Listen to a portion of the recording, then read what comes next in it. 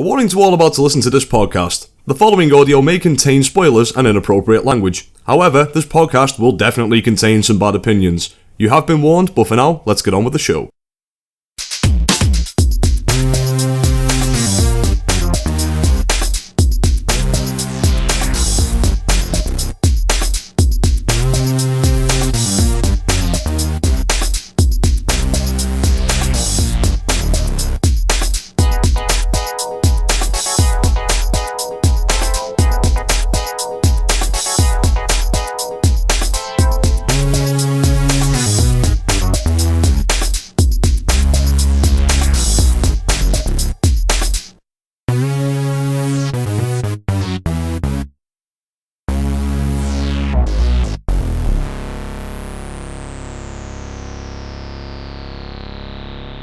Hello ladies and gentlemen, and welcome one and all to the Anime Bro podcast. On this podcast we talk about life, ask and answer random dumb questions, and every now and then we might talk about Japanese cartoons. My name is David Jones, and as ever I am joined by my lovely co-hosts. You going to introduce us, or you just am I supposed to just come in? I'm not. That's when Cassie. That's when Cassie comes in and says, "Oh yeah, this podcast is really fucking hard. Listeners. I don't know if I want to do this anymore." Oh God, you ruined it all, David. Okay. All right, then Tom, you're next. Tom, you're supposed to pick it up. Go. I'm also here. I am Tom. I'm also here. Spoilers! Dude, our new format is so much better than our old format. Okay, well, I guess the cat's out of the bag, David. Do you want to lead into that? We got someone new. We do have someone new. We have a brand new, lovely co-host of ours. His name is Jonas. Jonas, welcome to the Anime Bro podcast. This is your official debut, I guess. Thank you. Yeah, I mean, I've been on here like last time already. Yeah. Yep. I think this should be out by then, I think we announced it as like a guest, though. Yeah, that'll definitely be up. I'm He's back. Yeah, he liked us so much we couldn't get him to leave. It's fucking weird. It's more like the other way around. They were begging him. I will refute that. That's probably true. Luckily, I didn't have to beg because I asked him once and he was like, "Yep." I would have if that had failed. The begging would have happened, but luckily, I managed to keep my dignity. The thing is, like, whenever you ask me, my first thought, like, I'm not sure how you addressed me, but like, you wrote me on DMs on Twitter. And you said something, and I was like, is he going to ask me to join? And he's going to ask me, do you want to join? So I fucking knew it. And you didn't come up with an excuse not too fast enough. Welcome to hell. Wow. Dude, I've been in your shoes before, like, oh God, years ago now. Just, yeah. Is it years ago it's now? all downhill from here. Yeah, oh yeah, I've been on the show for over a year now. Man, and we probably put up 5 podcasts. Amazing. Wow. The thing is, though, no one should listen to any of the podcasts before I joined, and probably quite a few after I joined, because the podcast, like, I feel like the podcast has only just gotten good, like, 2 podcasts When you ago. first joined, it was still super fucking shaky. Yeah. Like, yeah, it was. I had there a was few really bad podcasts. I feel like it only really got good, like, last episode when I was on. This guy. Well, there's one thing you're definitely not lacking, it's confidence. He's like a suit of gold armor away from calling everyone mongrels, this guy. Oh, we need one of those. That's great. I like it. Welcome to the podcast. We need a Gilgamesh in our podcast. Yeah, absolutely. I'm actually, despite being so tsundere, I'm actually quite happy to be here. So. Yeah, we're absolutely thrilled to have you on, dude. Absolutely. So, yeah. Question of the week? So, Jonas, just a minute, I was just going to say we get to know Jonas a little bit better. You actually are on another podcast, am I right? Yeah, I am. I'm currently on 2 other podcasts. One of them is on hiatus at the moment. That is the weekly Jumpcast that I do with fellow YouTubers. We talk about Weekly Shonen Jump. We only have 1 episode out right now, and then had scheduling issues. But it's going to come back. Mm-hmm. And I'm also on a German podcast. If you speak German, go check out any of you. And where can we find these podcasts? Oh God, that's a very good question on YouTube. In the links below. That's a good idea. We link them in the links below, the description below. Can we reiterate links in the links below? So, and now might be an appropriate time to say that you can find our podcast, and you will be able to find it on iTunes sometime soon. Just search for the Anime Abroad podcast. You can follow us on Facebook. That's facebook.com/Anime Abroad. You can follow us on Twitter @Anime Abroad. You can follow Tom and myself and Jonas on Twitter. They'll be in the description below. And if you want to send us an email, it's the Anime Abroad podcast @gmail.com. Wow. Has anyone ever sent us an email? No. Nice. Be the first person to send us an email. Yeah, that's something. Dick pic. I don't care. Send us something. Yeah, if you send us a dick pic on any form of media, it'd be the first dick pic we ever got. Wow. All right, then. Do we have a question of the week? I don't know. We had a good one, but we're going to save that for next time, right? Yeah, I wanted to save that for more like... Oh, yeah. Well, I think that question's so good we could actually turn it into a podcast. So I think we'll sit on that one. So that means we're shit out of luck again. David's got to go Google. See, that's why I was trying to lead into coming up with one before we started this podcast, and then we started recording, and I was like, uh-oh. Okay, everybody start Googling frantically to find a question. I was just Googling question of the week. Oh my god. Oh, that's good. Let's Google question of the week. So usually we do this just before the podcast, and it's always like such a train wreck that we've joked about throwing it in at the end. Lads, I have got the perfect question for us. All right. How, why, and when did Satan fall from heaven? I'm on the exact same website. All right. I'm just revoking your Google rights. Jesus. Oh, wait. I like that question. Okay, so Satan fell from heaven because of capitalism. He ate too many Big Macs. He just walked around wearing the American flag on all of his clothes, and God was just like, "That's not right, man. Like hammer and sickle all the way," and you just threw him all the way down. All right, I got the same answer as Tom. Oh, yeah, same. I can't really expand on that. I mean, it's a correct answer. Yeah, I mean that's yeah. Cassie, you've got a knack for finding these questions. Can you find any? I think I've made up like the only ones. I don't know. All right, what's your favorite weapon? Let's say any kind of like fantasy setting. Like if you can pick from literally anything and say a video game, what would you pick? Oh god. I'm quite fond of the giant death robots in Civilization 5. That's not a weapon. They're fun. Excuse me? Do you pick someone up and hit them with a giant robot? No, they shoot missiles and stuff. Yeah, missiles are a weapon. Okay, fine, the nuclear missiles then. Oh, okay. Well, that fucking blows everything I was thinking of out of the water. Number one, the best weapon is a spear or halberd. The second best is fists. Halberd. Fuck you, I punch your nukes. Wow.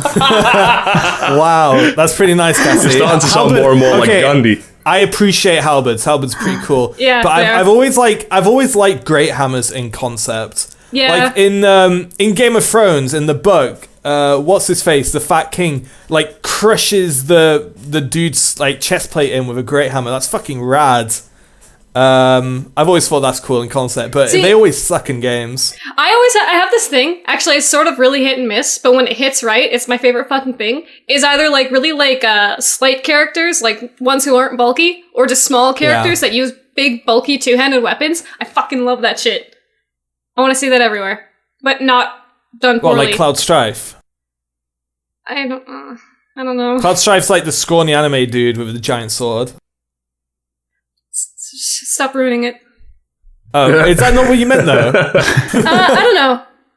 Okay, Jonas, what's your favorite weapon? I was thinking too much. Just go on.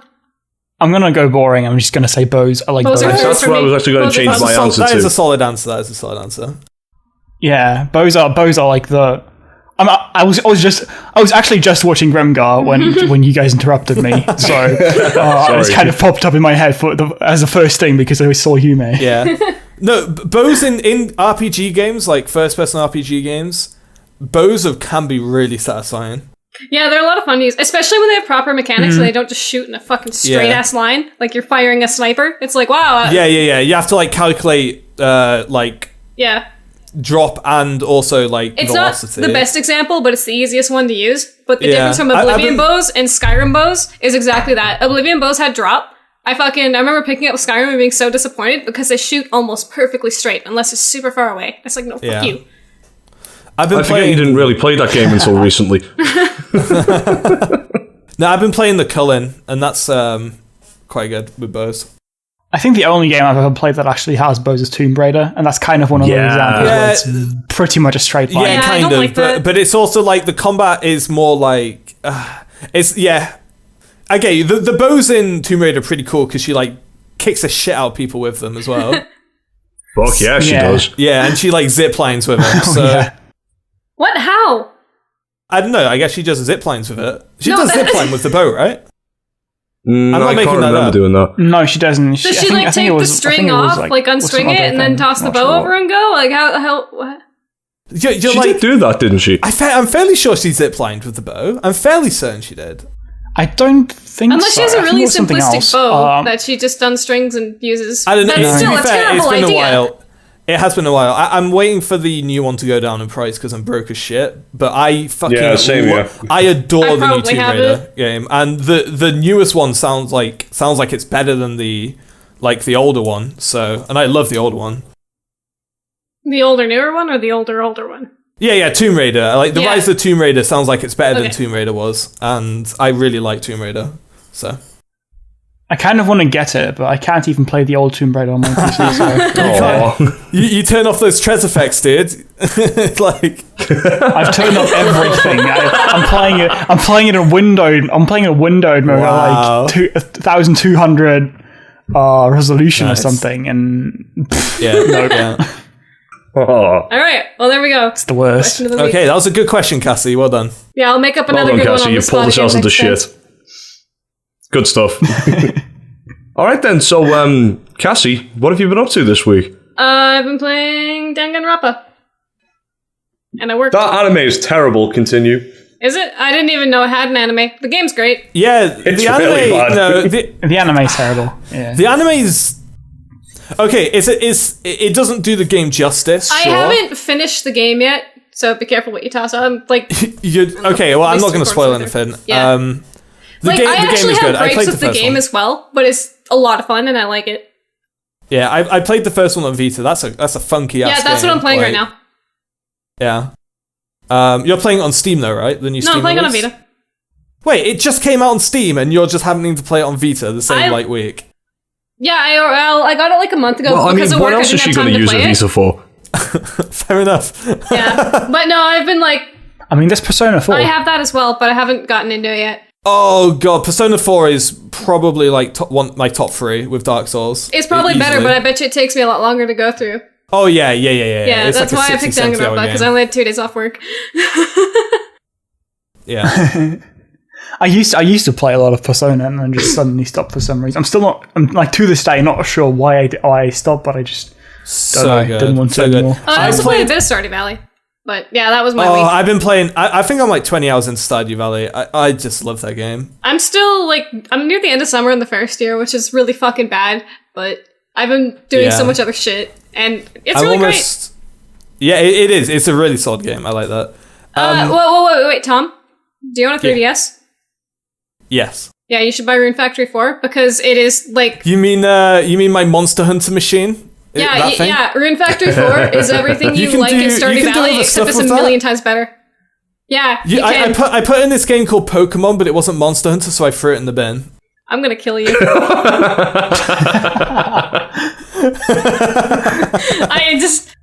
And there goes all of my subscribers.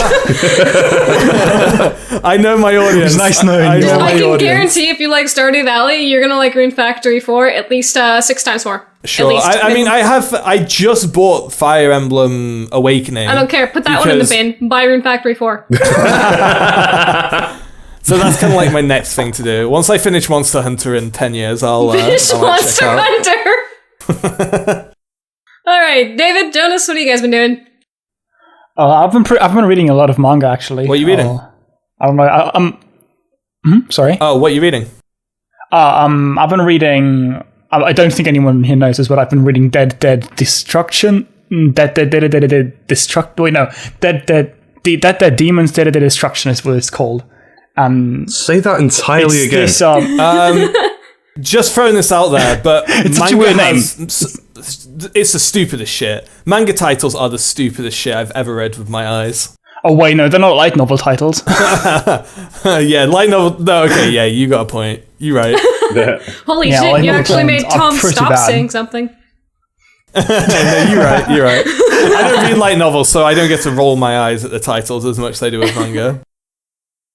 I used to, but I've never read like one that has such an insanely long title. But anyway, I've been reading Dead Demon Slayer Destruction, or DDD as I usually call it. And it's this new. It's the latest manga by the manga called New Series. Not it's not New Series. Inyo Asano. He did previously like Goodnight Pun Pun. He did Solo in like these really popular kind of slice of lifey coming of age stories, and DDD is quite similar. It's set in except it's set in the future, and it's pretty much post-apocalyptic.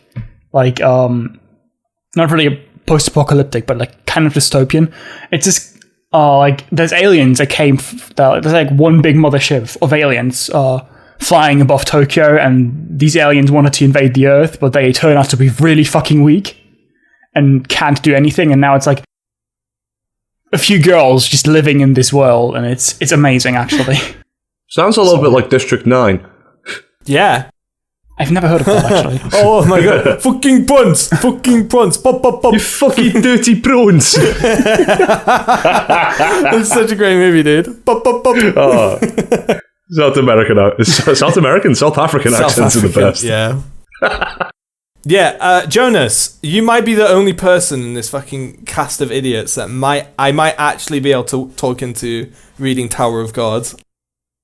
Oh, is that thing you keep yelling I've at me heard about? so many things about it. Is that the one that you said you would print out and physically mail to me? I will print out every single page of Tower of God and fax it to you. Oh, you'll fax it to me? Yeah, I'll fax you all the Tower I'll of give you a God. fax number and tell my dad to load his business's fax machine up on paper and see what he says, because that'd be fucking funny. Tower of God is actually my favourite story across all forms of media. Oh, wow.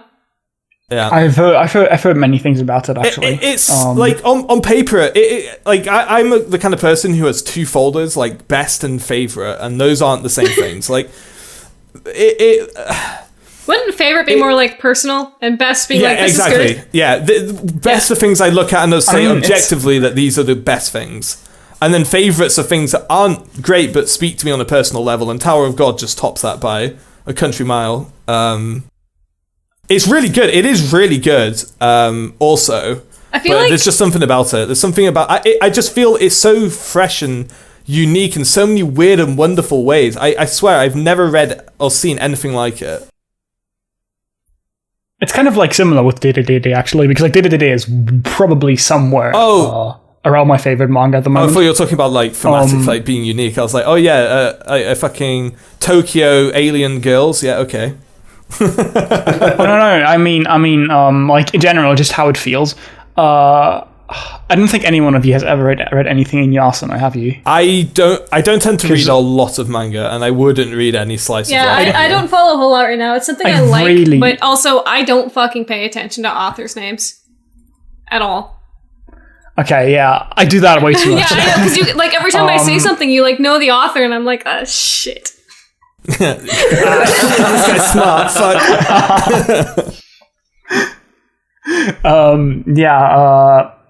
It's kind of it's hard to really sell him because like he's such an odd writer at times.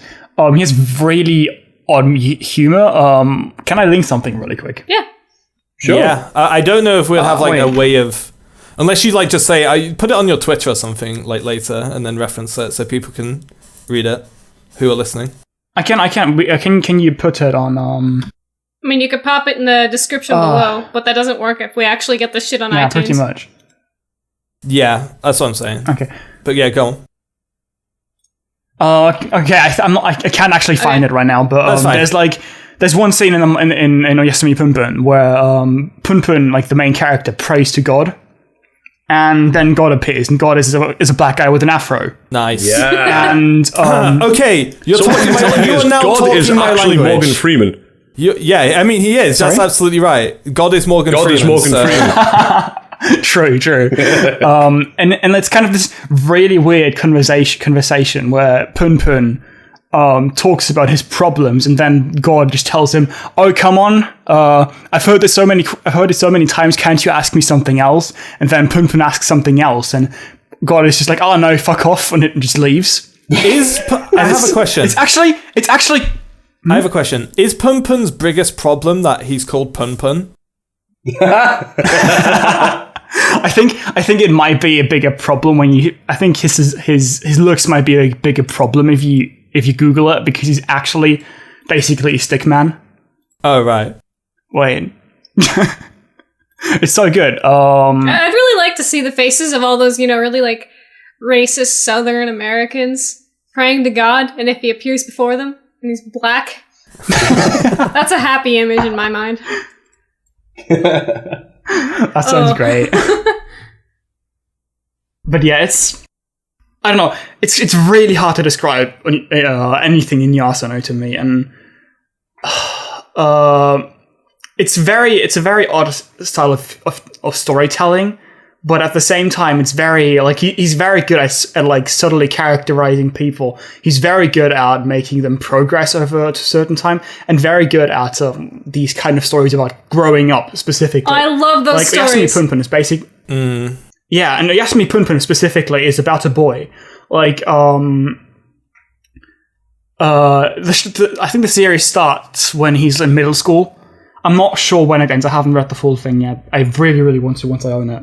But it stops like I think somewhere at the end of high school or when he's grown up, and throughout it's like really, really it gets really, really sad and really, really kind of apparently gets really, really close to home. Oh, even better, because it's like this really typical story of a person growing up, and it's supposed to be incredible. I've not read it completely, but what I've read of it is really, really good. That does sound kind of cool, actually. And yeah, I really recommend reading it. It's very odd manga, as I said, but do please. I really appreciate when you can, like, when you've been following a series for a while and you can see that characters actually, like, maybe if it's not like the. Yes. Okay, so I just caught up on. Oh, I'm not fully caught up, but I'm making an effort to catch up on Monogatari, and I just watched the Kangaroo arc, the Devil arc with the basketball shit, which actually might be one of my favorite arcs. I really liked it, and like, yeah, Canberra is one of my favorite characters in the show. Yeah, she's growing on me a lot. I didn't like her when she was just like frolicking about naked, just like haha, look at me. Like, it was really weak, but like she got some really good development in this arc. So she's growing on me a lot. I think even like, I don't know, this is something I've read like a while ago and like blogs and stuff, where people kind of talk about how sexuality kind of characterizes people in Monogatari, where all this fan service. I guess all the fan service within the show kind of really does that, and it's really interesting. Actually, I don't know, just a random thought. Sorry. And like just like Aragi, it's Araragi. I can't fucking say it. The main character just shows up. He makes like two or three very short cameos in that arc, and he's like got longer hair. He's like driving a car now. It's like fucking cool. It's really fucking cool. Just like time's moving on for all these characters, like while they're not on the screen, you know. And there's a few characters that actually like physically change in appearance as well over the course of the show. Some that just fucking die like straight up, more or less in Monogatari's own weird and wonderful way. But yeah, like I do appreciate when a universe is actually fluid and moves and isn't just like the same fucking like fucking Fairy Tail. It's been going, and like that cast literally grows. No one's fucking died in Fairy Tail in forever. Like, maybe that's a spoiler, but like, I actually feel like that's a problem in anime in general. Just people don't fucking die. We talked about that in Grimgar, didn't we? Yep. I don't really think it's a problem that people don't die. I think it depends on the story. It's just something that I've noticed, that very few characters in anime, and like anime as an entire medium, actually stay dead. And while maybe individually, actually put that in the fucking doc of pet peeves. Characters that die and get brought back. pisses me right off because when my favorite character dies, I want them to stay dead. I do not want them to come back in some stupid fucking convoluted way. How do you think I feel about Dragon Ball? Fucking the amount of times Goku's died, man. That really pisses me off. I'll know a zero. I want to put that out the window. No, it is. It really cheapens it. Like it does. It really does. It's like, wow, this character, and like maybe especially if like the death felt like actually like a thing when you were like, holy shit, and then it's like, oh, JK, one episode later. Yeah. But yeah, I mean that's really kind of shitty. Don't fucking play with me. I was just gonna say that. Yeah, I was just gonna say that. I don't really like it when shows kill a character off for the sake of killing a character off either. I think the best example is Aka Mega Kill. Yeah. It doesn't work. Fuck Aka Mega Kill. Work. You're right, like, but that's tryharding, and tryharding sucks no matter what you're doing, like the fucking Divine Gate screen caps. Was that like last, or at least a recent episode we put out when, okay, Grimgar spoilers, for like 20 seconds. I said if they bring like Minato back, I said that would be like the cheapest fucking thing ever. Yeah, no, you said that on the Grimgar discussion. Yeah, I wasn't sure which one I said, but like, yeah, like shit like that. It's like you can't just do that. It would ruin that show. It would absolutely ruin that show. But yeah. Yeah, I guess we're going into pet peeves territory now, which is kind of like leaking off some of our material for a future podcast. Oh, don't worry. All the things I've said, I probably have a ton of more things to say about. I think we're like 30 minutes in and we haven't even touched our like agenda yet. I feel like that's something like, I think that's one episode that we have to like agree to have like 4 people on so we can all shout and be angry. We definitely could make that a 5-person podcast and just talk about that. David's groaning. David, think of it like this. 5 is just 1 more than 4 and we have 4 now. So. And he's thinking of editing it and being like, they're all talking over each other. Microphone.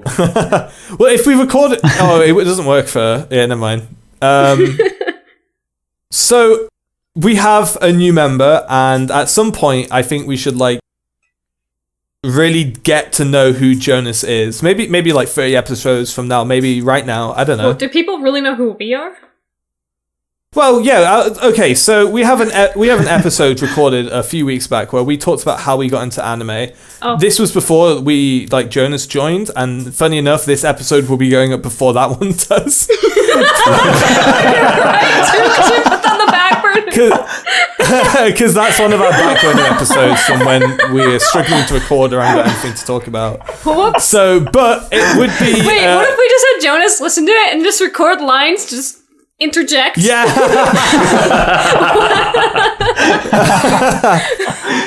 Okay, so we'll do that now. David will edit it. Jonas, fire up that podcast. Oh wait, no, David, send him the audio and he can listen. So no, Jonas, how did you get into anime? Well, the first anime I ever watched, like knowing it's an anime, was actually Elfen Lied. Oh, dude, really? Me too. I hate Elfen Lied by now. I was gonna say, should we tell him, like... Don't spoil the podcast. Kind of like what we did? Like, whereas we started with, like, our kind of, like, childhood, like, nostalgic shit. And we sort of went on from that. Did you watch anything when you were a kid? You must have watched anime when you were a kid. I watched Pokemon. I watched Pokemon as a kid. It wasn't German TV, and so was One Piece, and those were, like, the 2 things I watched a lot. So, what does Luffy sound like in the German dub? I'm really curious. Wait, I can link. Yeah, please. I'll link you. So we can put that into. He sounds like a fucking freak in every version of that show that comes out. So this is where Tom develops his fetish for German dubs. He will listen to nothing else. I want subbed German dubs. That's how. He waits Germany 8 months for every release.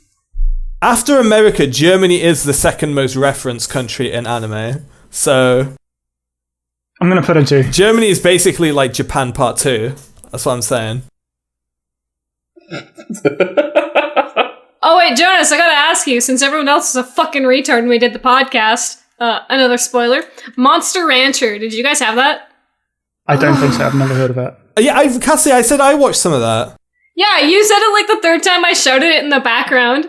I didn't know the title because I never watched it. It was just on, and when it was on, I would check it out. Like I've maybe watched an hour of it in my entire life. That's probably like the third most frustrated I've been during a podcast is when like no one actually knew what I was talking about, and I was like, "How? This was like, wow." Yeah, but when you linked me the image, I knew exactly what you're talking about. That was on Channel 5. I've linked the video. I'm listening. in Discord, by the way. Okay. Man, that's just super weird. These sound effects. I think this is actually anime's true form. German anime is. We need a German 240p English dubbed. God, I love the German language. I can't even hate this at all. I like the German language, but German voice acting isn't the greatest. I don't care. The German just sounds great. I don't care where I hear it. I imagine that people acting wooden is a problem in German dubs. Because, like, 90% of the German people I talk to, like, speak like puppets. Hey,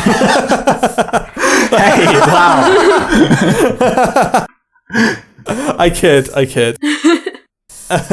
So you watched Elfen Lied. How did it go there? Like, obviously, you're like... How old were you when you watched Elfen Lied? Yeah. I was like, that was 3 years ago now. I was 15. Okay, you got into anime. Oh, you're so little. Yeah, 15 was when I watched it too, but holy shit. Wow. I'm 6 years older than you.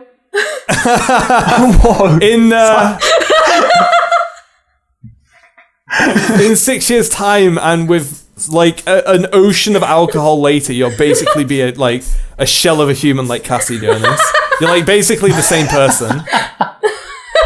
That's so good. That's not good. Okay, but I am genuinely curious. How did we go from baby Jonas, like wide-eyed, watching Elfen Lied, like, whoa, this is anime? He wasn't baby watching Elfen Lied. To like almost adult Jonas tweeting about slice of life garbage like 24/7. Actually, that's true. That's a really short amount of time. How did we go from step A to step B? Like, talk us through that.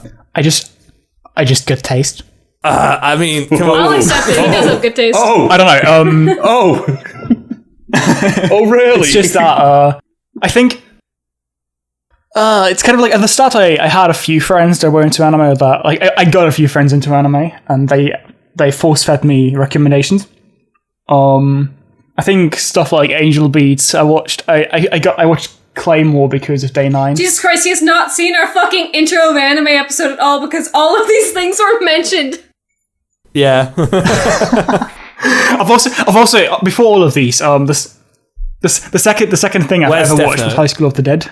Whoa, second thing, High School of the Dead. How did that? Yeah. What did you make? Okay, so your second anime ever. The first anime you watched is Elfen Lied, where a girl's walking around with her fucking knowing what tits anime out, was. That's killing very people. different. Like, she's got blood all over her tits, and this dude's like trying his best not to fuck his cousin. That's Elfen Lied.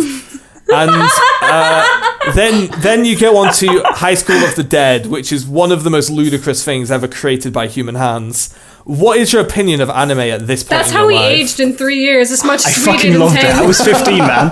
I was 15. I fucking loved it. I was pretty young when I watched High School of the Dead as well. That shit made me so horny. Like, wow. The thing is, like, I got into all of this through anime YouTube. I watched Elfen Lied, and I kind of just, I think I entered anime into YouTube, and somehow got to Gig's channel and watched like all sorts of reviews of his, and that's how I found High School of the Dead. Like his own, I think it was his only negative review at the time. Everything else was positive, and I decided to check out High School of the Dead. So I'm still not sure why. Maybe you knew from an early age that you had terrible taste. Hey, tell him back the fuck up. He might have better taste than you. I haven't decided yet. Whoa, okay. I'm pretty sure I do have better taste. No, don't say that.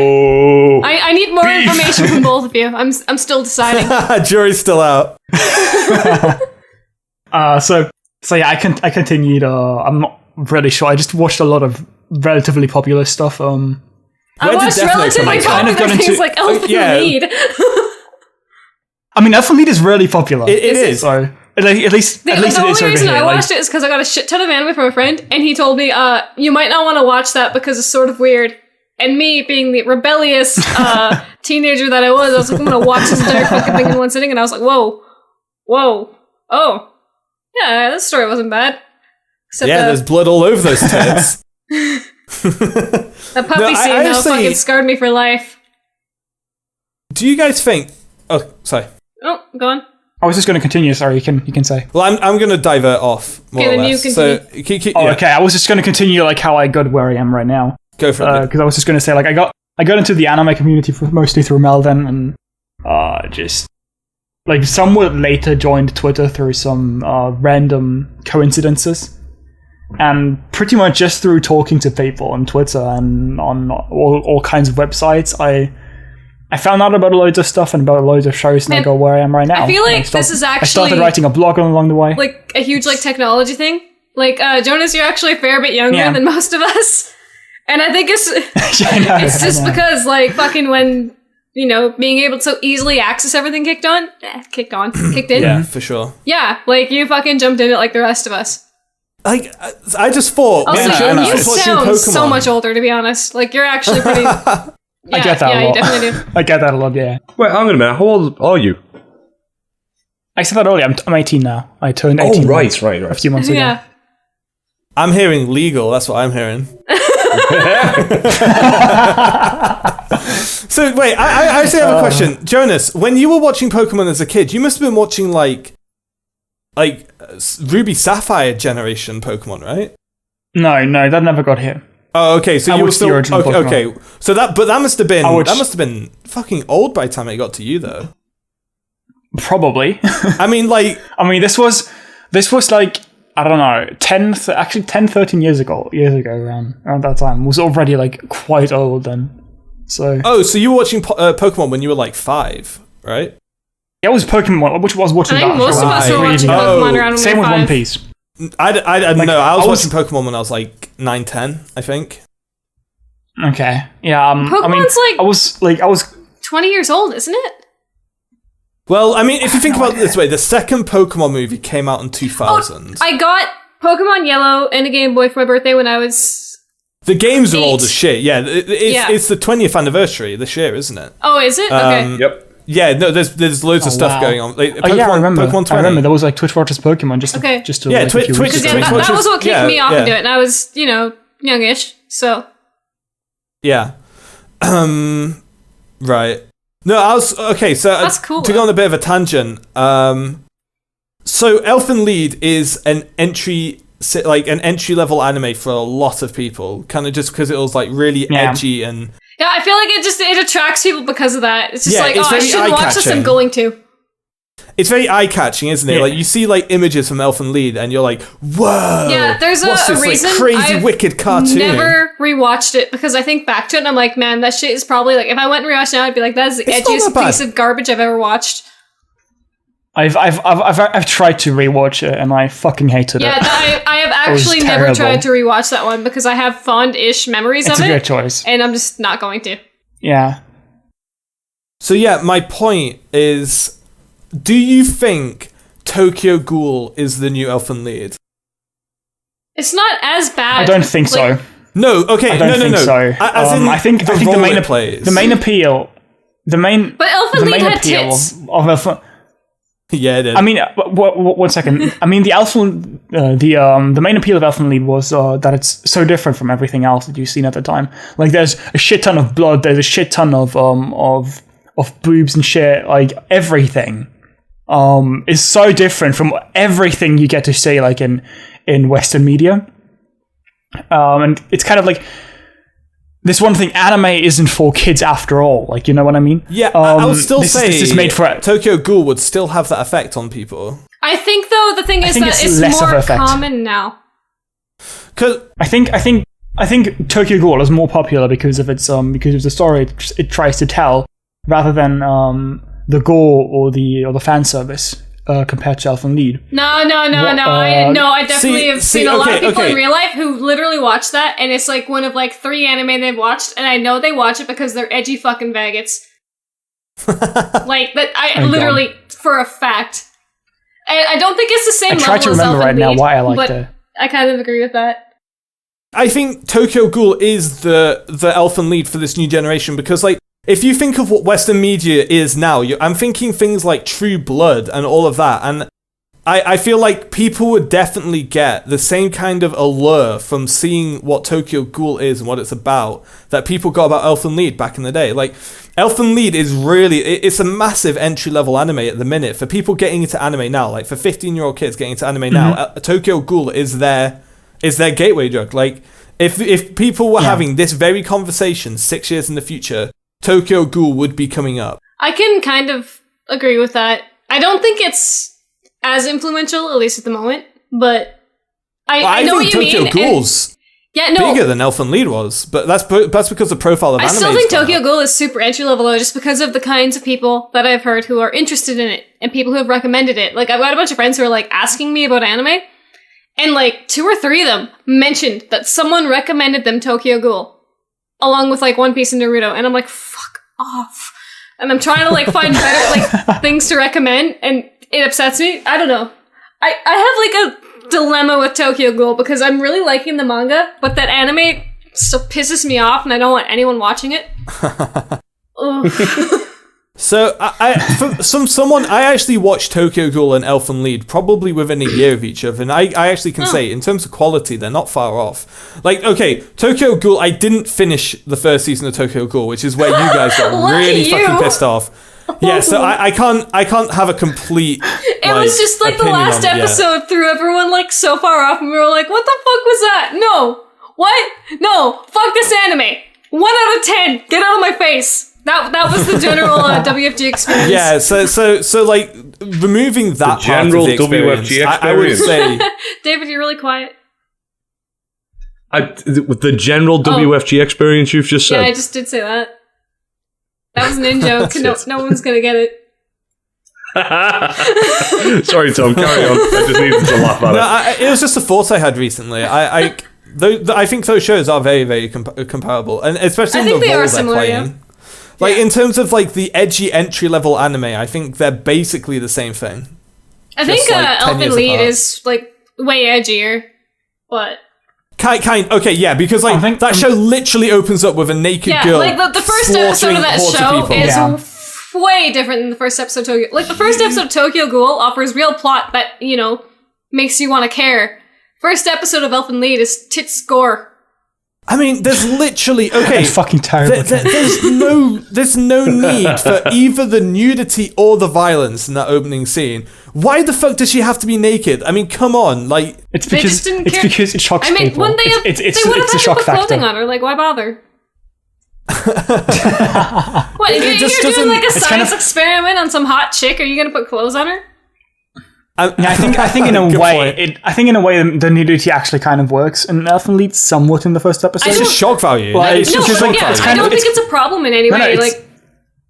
I think it's mostly just like it's a gimmick, like not really symbolism, but it's a kind of to show. I don't know. I think it's like a gimmick, but I think it still makes sense. I don't think it's out of place. It's a marketing. It makes sense. Yes, it makes sense. It's kind of like showing how they treat her. It's contextualized out of place. Out of place is what they do, like, whenever they go ahead later, where, like, I don't know, Lucy just starts grabbing her boobs and uncovering them randomly within the show. Like, I remember this one part where her shirt just randomly falls off for no fucking reason. But at that point, you don't care, because you're like, yeah, I've seen, like, 3,000 tits before this, alright? Yeah, true. Where have the tits gone in anime? That's what I want to know. Question of the week, like, 4 weeks from now. I think High School DxD just absorbed all the tits in anime for the next 10 years. Okay, so where are we going next? Guys? Where next on the train? I was just going to ask, what else would you say are modern gateways then? Like, except the obvious, yeah. I've got this. Attack on Titan. Attack on Titan is the new Death Note. Yep. Sword Art Online is definitely up there. I was, which is funny, by the way, because they're by the same director. Yeah. And funny enough, your entry-level anime was High School of the Dead, which is also by the same guy. True. True, you're right. Yeah. Oh, God. I think Death Note I'd say I kind of... Sorry? I was just going to say, compared to like what I was saying about Tokyo Ghoul and Elfen Lied, they're Death Note and Attack on Titan are very, very different shows, but they're the kind of they fill the same role as, hey, dude, check out this wicked sick cartoon. I think it's from Japan. It's like fucking cool, dude. Like it's this thing that seems really intelligent, but really isn't. It is the most entry level anime on the market at the minute, and that was Death Note for fucking ages. SAO might be more entry level actually. Yeah, I'd agree with Jonas on that. SAO is very, very entry level anime. I don't know. I think Attack on Titan is just way. I wouldn't really. Okay, sorry. I'm gonna interrupt it for the viewers. I had to leave to use the washroom. What are you arguing about? Entry level anime. I said that I think modern day Attack on entry level Titan anime is the new Death Note in terms of the flagship entry level anime. I think Attack on Titan is the most entry level anime I've seen in years. I think SAO might be more. No, dude, no way. Ooh. I've spoken to. The thing is though, Jonas, you surround yourself by so many weebs. You don't know any normal people anymore. Attack on Titan. I think Sword Art Online is more popular. Sword Art Online is this one. Sword Art Online is definitely more popular than Attack on Titan. It depends what age range. I bet like 13 to 16. We're not SAO, talking age. 16 Just plus. in general, Sword Art Online is definitely more popular than Attack on Titan. Yeah, I think so. No, 100%. no way. I think No, the thing is. Wait, let me speak for a second. Attack on Titan was extremely popular while it was airing, but that popularity went downhill relatively fast because there's just not been anything related to it ever since. Sword Art Online has, ever since then, relatively regularly has had news. Like there was a game about it that was localized here, 2 games I think even. Yeah, there's 2 been so a movie far. about it. There's a season. There's another movie coming. Attack on Titan has had an anime and a game, and that's it. No, and dude, it's had a movie. It's had movies and that Chibi series. It's had movies that were never localized here. It had movies that were never localized over here. I guess. No, I'm definitely with Sword Art Online. I still being disagree. More common. Well, I disagree based on my own experience. I have met so many people. I surround myself with like a gaming community for the most part. Like most of my friends are gamers and not people who watch anime. I'm like the anime guy in my friendship group. And so almost everyone has either watched or knows what Attack on Titan is. I don't think very few would know what. Like, and I'm talking about like 20-year-old gamers. Like Attack on Titan. I think you're in the minority. I'm almost positive that Sword Art Online is far more popular. The thing is, this was around the time when I was hanging out on Facebook a lot. And the Facebook anime community is relatively, let's call it, immature. And relatively young and relatively, well, let's say they like shows like SAO a lot. And they're unfortunately a big majority. And it's this kind of thing like where Attack on Titan exploded. And everyone was talking about Attack on Titan. And SAO kind of went back for a bit. The thing is just that SAO has been popular more consistently. I could also contribute. After Attack on Titan finished, I can maybe concede that. I think Attack on Titan's peak of popularity reached higher than anything else in history. I agree with that. I want to make a point. I think that Sword Art Online has been marketed better, and there's just more push for more things to be put out for it. Whereas with Attack on Titan, they're more reserved with it. I think with it, season 2 just got pushed back because the manga author was like, "No, we can't do this because I need to be 4 arcs ahead." I'm not actually sure this might be. I read something about this being a scam. Whereas with Sword Art Online, I can see them just putting anything out that people would buy. We should talk about that. I think, Jonas, I read something about that being a scam as well. Apparently, I think The Escapist called the people out. Yeah. Like, it was a fake headline. Oh. Apparently. Well, either way, I still think Sword Art Online has had more shit put out for it for people to get into. Maybe. Yeah, definitely. I agree. I definitely agree. So that could be a part of it, but it's still more popular. I just think... Attack on Titan is younger than SAO, but Attack on Titan is 3 years old by now, just saying. SAO is 4.5 years ago or something. See, and it's still more commonly updating, whereas people who really liked the first season of Attack on Titan could have moved on like a year ago and just stopped caring. Maybe. Yeah. I'm just saying Attack on Titan came like a fucking tidal wave, left, but people still remember. Like, I'm saying if you went to 20-year-olds and you asked them, if they knew what Attack on Titan was, and if they knew what Sword Art Online was, you would have a significantly high percentage of people knowing what Attack on Titan was. See, I know more people who know what Sword Art Online is. I wouldn't be sure about larger cultural impact. The thing is, like, there's probably more people that know about Attack on Titan, but never really cared about it. Whereas there's, like, SAO has maybe a bit smaller fan base, but it's talked about much more frequently. Sure, I guess that so. Is what I think that's why I think in the long run there will be more SAO fans than Attack on Titan fans. And that's why I think SAO is more of an entry-level anime than Attack on Titan is. Also, most people that start watching anime are very young.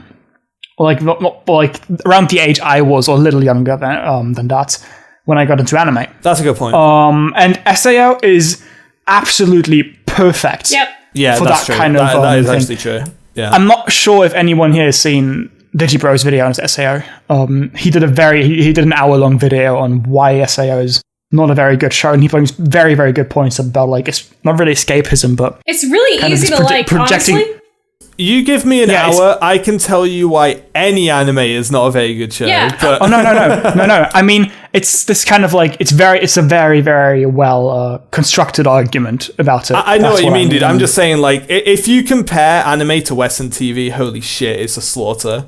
Like, the best anime, whatever you think the best anime ever made is, it's fucking decades behind Breaking Bad. And that's just one example. Yo, you cannot shit talk Cardcaptor Sakura like that. Suck my dick. I actually this is personally, for me personally, I've never watched much Western TV, honestly, but I personally much prefer animation. I've seen the first season of Breaking Bad. I somewhat liked it. Yeah. This is like favoritism versus best. Like, I don't think this. I was actually going to bring up, and I was going to ask you guys, like, personally, how well do you think you differentiate between favoritism and best? Because you know what, I fucking suck at it. I don't think it exists. I don't think I don't think a difference exists. I do. I don't think that.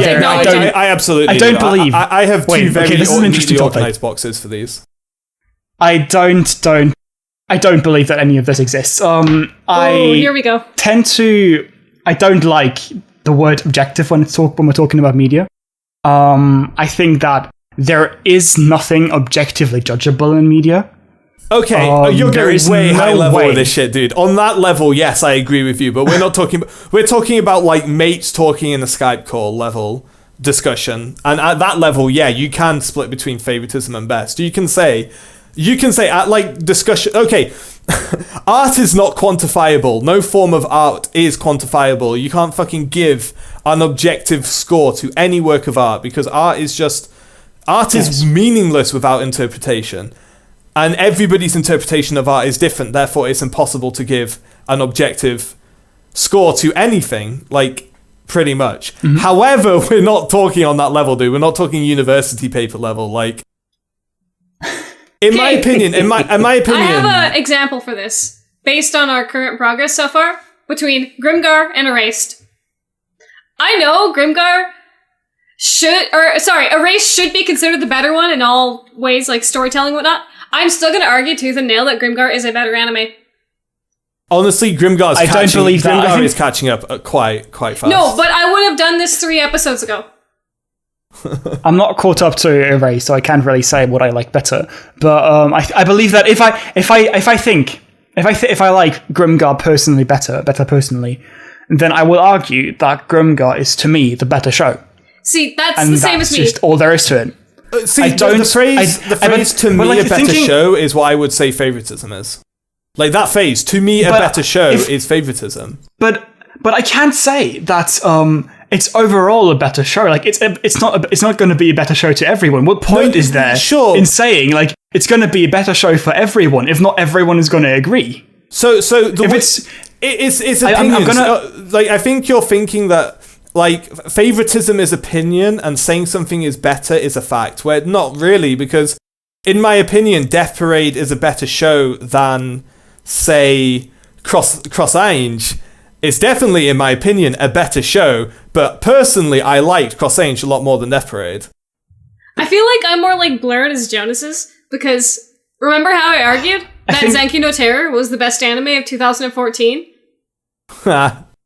Yeah, I still agree with that because I loved it so much. I know it had flaws, but I'm still not willing to say anything was better. I think that Zenki no Terror was the best anime of 2014. Yeah. No, I don't know. I think I got that somewhat wrong. I think. Yeah, that's what I mean. That's why I asked. I was like, some people like best and like personal favorites. That is an entirely different like borderline depending on the person. Like Tom, you're kind of better about general recommendations and what you favorite. Whereas with me, it's like if I like it, it's the best. Yeah, I'm with Cassie on this. Yeah. I kind of agree with you, Tom. Now that you've explained it. Yeah, it's a fun. I don't know. I thought it was kind of funny when you guys were both talking about it. I was like, man, like there are so many different opinions on that here. It's an interesting topic. I really like talking about it. Actually, it's like I really enjoy having discussions anyway. Yeah. The way the best way I think I can describe what I mean as something I would call the best is something that I think would be held in higher regard to a wider audience, or to under a more critical eye. Also, like you things like framing and animation quality and soundtrack. These are things that you can take a much more objective viewpoint at. So it's like same with writing, dialogue, and story. These are things you can look at more objectively than just saying, I like K-On! Because cake. Like. Oh, here we go. I mean, there's I said that, but I should have done that. Sorry. I can resist. I know that were baiting me. Even when I'm trying, right. Trying to make people go on. People have been baiting me so much about my favorite shows I'm used to it by now. It's terrible. I mean, even when I'm trying to make a serious argument, I can't help trolling people. Like, I'm a train wreck, dude. You are. But yeah, that's what I would consider the best, and that's Death Parade is a really good example for that because Death Parade is something I watched. I feel like I watched Death Parade with a glass of wine in my hand and gave it a fucking grade on the way out. Like, Death Parade was such a fucking well-crafted anime. Death Parade never stopped being good, and it just kept getting better.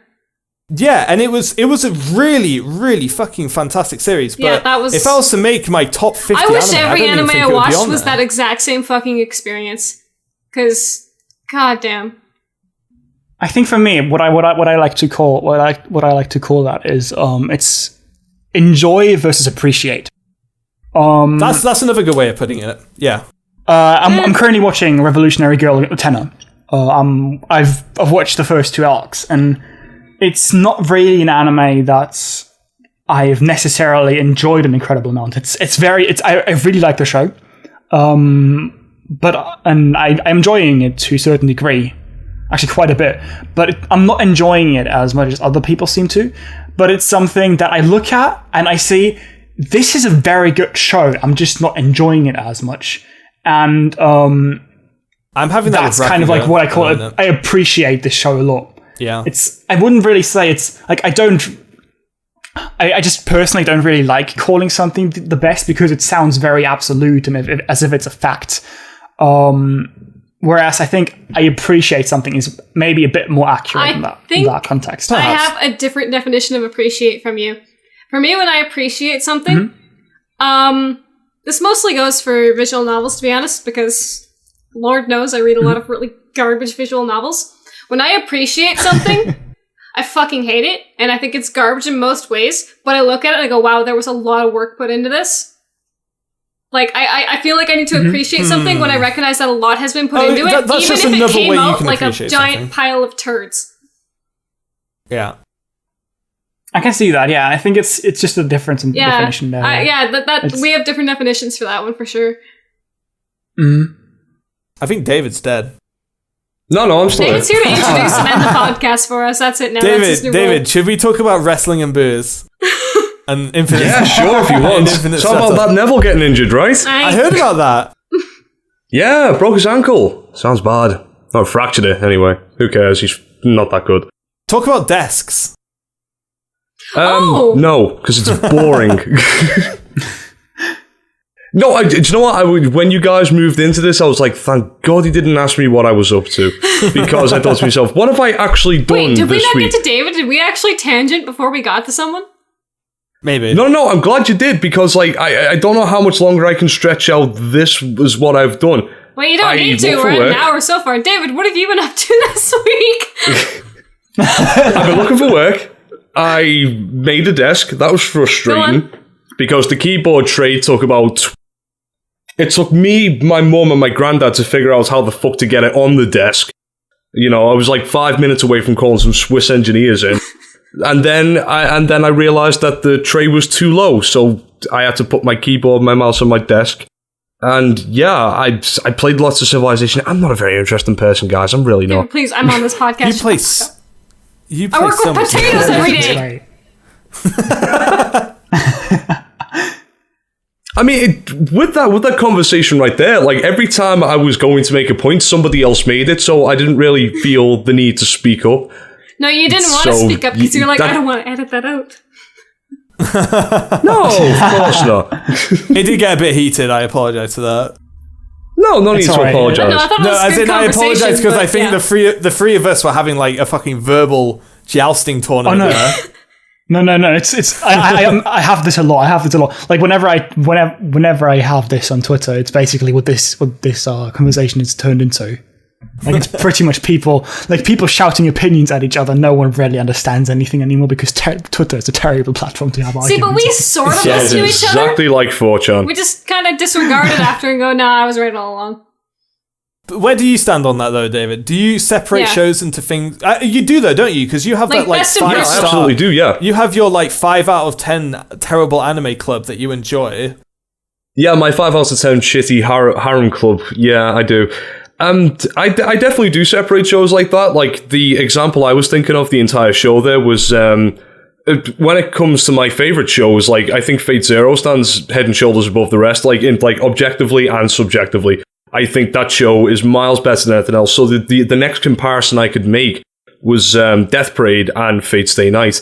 Like Fate Stay Night has its flaws, obviously, but I still enjoyed it a hell of a lot more than Death Parade, which is a show I honestly couldn't pick or find a major fault in it. Like, when we went over that review, like, there was only tiny little things that I could nitpick at, but everything else was just, to me, was just objectively good. So, yeah, that's kind of where I fall on that one. I will give shows like Erased and Death Parade. Obviously, if Erased carries on the way that it does, it will be getting a 10 out of 10.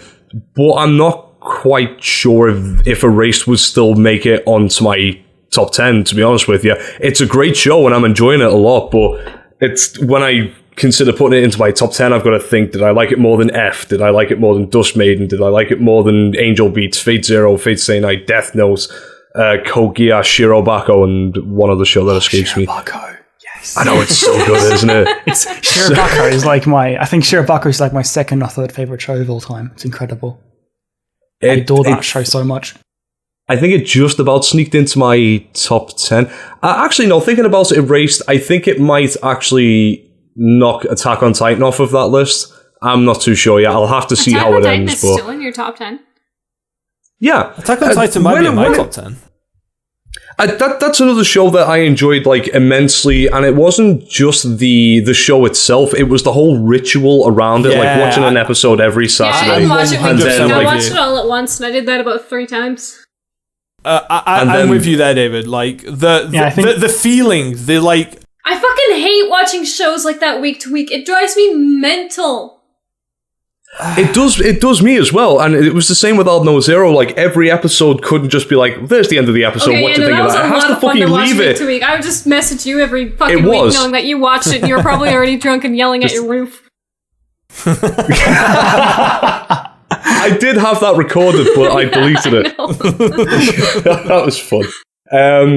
But yeah, with shows like Aldno Zero and Attack on Titan, there are obviously you can pick those shows apart and you can say like, I didn't like this about it was terrible, and blah blah blah. But that won't stop me from putting them into. I don't know if they would get better scores, but they would definitely be like in my top 30, 2010, so to speak. Just because the ritual of like watching it on a Friday, Saturday night, or Sunday, whenever it comes out. Then the day after, when you have that post-episode discussion, and then the speculation on top of that, and you get to have so many conversations from it. Like that's why those shows would be in a top 10, 20, 30 list for me. So if we're just talking Attack on Titan, it would be in my top 10. I actually have a topic. Like, we could talk about that. Like, so every now and again, a show comes along that has a hype train. And how do you feel about that hype train? And I'm gonna do some examples. Like, Attack on Titan had a massive hype train. So did One Punch Man. I think Erased, to a degree, also has Erased has a massive hype train. Right I mean, now. compared Erased to has a the massive hype train. yeah, definitely. Do you think it has a mainstream hype train? Because I haven't heard anything about Erased other than from online. Okay. Attack on Titan and to a lesser degree One Punch Man had a mainstream hype train. Like, I would definitely say that. I would not say to a lesser extent with One Punch Man. I seen that fucking everywhere that I went. It was like Attack on Titan all over again. Same hype train. No, Erased is not as bad as most, but it's still a pretty hype show. I don't hear about it other than on the internet. On the entire question, like back when I watched anime, I kind of agree with this with David. I'm not done. I've been. Sorry. I'm not done with my question. I haven't fully set it up. Just to say though, like, I think Erased has like an A tier hype train, and Attack on Titan and One Punch Man had like S tier hype trains. I wouldn't even give it an A. Agreed. Attack on Titan had like a mainstream hype train, but I think One Punch Man's hype train was like the biggest anime community hype train that there's probably ever been. Yeah, but anyway, I was about to, during that discussion, then I was about to make the same point, but then Tom beat me to it. Like, when Attack on Titan was coming out, people around about my age, so I was like, 21, 22 at the time, like, people around of my age who aren't into anime, like, they would speak to me about it. They were like, so what's this Attack on Titan thing all about, Dave? Yeah. And I'm like, whoa, how the fuck did you hear about that? So, I mean, like, yeah, that definitely did have an S rank tier when it comes to hype. I'm not quite so sure if One Punch Man had an S tier hype in the anime community, of like breaking through to the major. In the anime community, it absolutely I'm pretty did. sure it did in general, but I disagree with Erased being A tier. I don't think Erased has the right content to be that popular. I think the difference between something like Erased and Attack on Titan and stuff is Attack on Titan was in a way controversial. Like, there was a lot of people that didn't like Attack on Titan when it was airing. Same for SAO. Same for One Punch Man. I'm one of the people that didn't actually like One Punch Man as much. I enjoyed it. I just didn't think it was fantastic. Erased on the other hand has, for a long time, the latest episode not included, been unanimously loved by the entire community, except for people like that anime snob. And I think there was there was a lot of I follow a lot of bloggers that I quite frankly trust a lot in terms of opinions, because a lot of their opinions are relatively similar to mine. That even they loved Erased for a huge part of the show, and that's something, considering the hype level, I didn't expect at all. Yeah. So that's kind of the difference to me. My question is, do you personally, when a series has a hype train, do you think that makes your personal watching of that anime more or less enjoyable? Depends very much, because like when I was a part of the Attack on Titan hype, I loved it, because like that meant there was more people for me to talk to. There was so many more different theories and opinions out there, and I loved it, and I love seeing it everywhere. But when it came to One Punch Man, I was like, I am so fucking sick of seeing this bald-headed twat on every fucking website that I go on. So I really do think it depends. Like, if you're watching that show, that's an interesting point. You are more than happy to be a part to go along with that hype. But when you're not a part of it, it's kind of like this secret cool kids club that you're not allowed to be in. And you're like, you know what, fuck those guys. I don't want to be in their club, and you can fuck off. It's like, because we've discussed this before, it's like me with Game of Thrones and Breaking Bad. Like, I was so sick to death of hearing about those shows. Like, every fucking crevice of the internet that I went into, people were talking about it all the time. In real fucking life. I did. I had that with my friend. Shout out to Brian and Ryan, who never listened to this, but like, they would not stop talking about, and my cousin James to a lesser extent as well. Like, they would not stop talking about Game of Thrones. And they would try and have spoiler-free discussions in front of me and try and convince me to watch it. Just fucking stop. Yeah, spoil the shit out of it. I'm not going to... I know. It's so, yeah, if I hear about something too much, even if like something like Game of Thrones has gotten great reviews and it sounds like the best thing on the planet, but I'm never going to watch it because I'm sick to death of hearing about it. And So you have to be in the hype train when it starts and not after. The most effective way to fix your problem would be to watch it. Yeah, I know, but I'm sick to death of hearing about it. If you hear about the show a whole lot, if there's hype behind it, chances are you're going to enjoy it less because if there's so much hype around it, I kind of had this with a lot of shows. I think Cowboy Bebop was a big example for me. Cowboy Bebop has a shit ton of hype behind it by the anime community. So I watched it, and when I first watched it, I didn't like it because I was expecting too much out of it. And on the other hand, like for something like One Punch Man, I watched One Punch Man a little delayed. I think I was caught up to it at one point. It was kind of part of the hype.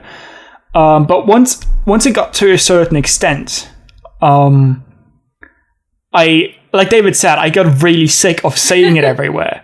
And if you see something everywhere, it starts pissing you off. And if it starts pissing you off, you'll start to not want to enjoy the show in a way. That's exactly what I was going to say, yeah. And once you get into that mindset, you're never going to enjoy the show again. And that's kind of what happened with me with One Punch Man. I was almost looking for reasons to dislike it. And I think the reasons I found are legit, and I don't think it's the perfect show or anything, and I still don't think it stands very well on its own. But a big impact on why I liked something, why I didn't like it as much, is definitely the hype behind it. Yeah. I'm trying to think. There was definitely a show I watched not so long ago. Hang on a minute. Audacity keeps lowering my voice down, and I have no idea why. I have to learn how to shut that off. Your Audacity is anyway, because no one else is doing that. Yeah, mine doesn't do that. It probably is. I don't know. But I had exactly the same thing with Cowboy Bebop. Like, so many people were saying, "Oh, you've just got into like this just as I got in." I can't deny that. I do have a bias against older looking anime, and I'm trying my best to get over that. And as I said, my New Year's resolution was to try and watch all the stuff. So I'll let you know how that goes. But like when I first got into anime, I didn't really have any standards, if you know what I mean. Like when I didn't watch like Fate Zero for the first show, and I didn't watch like a modern day show like Death Note at the time, but looked aged. I mean, it looks more aged now, but like I didn't really have a standard, so like anybody could have thrown anything to me from any generation there, and it really would not have bothered me how it looks. Nowadays it does, because I've been spoiled by like the newer styles of animation and stuff like that. But I mean, like one show for example is Trigun. Like Trigun and Bebop, they've got a similar animation style to them and a similar quality to them, and I had no problem watching Trigun. But my problem with Cowboy Bebop was I was so sick to death of people telling me to watch it that like I was like, okay, fine, fuck you, I'll watch it. Shut up about it. So when I finally did watch it, I was sat there picking everything apart that I could, trying to hate it. And in the end, I've got to say, like once I got past 5 episodes, I was like, you know what, the show isn't as bad as I wanted it to be, but I'm still not going to carry on watching it. So yeah. Once I realized like that's the case for me, like I think No Game No Life was another one for me. No Game No Life was insanely popular, and everyone around. Okay, was it really? It was actually. It was. No Game No Life was it really popular, or was it popular with anime people?